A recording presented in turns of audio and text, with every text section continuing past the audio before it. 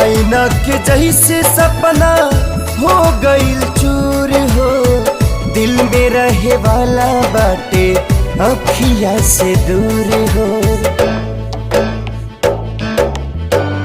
जन्नत सा जिंदगी के जहनुम बनावे, जन्नत सा जिंदगी के जहनुम बनावे। जुदाई रे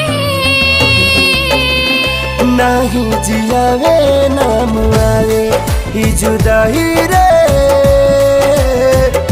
नाही जियावे नाम आवे।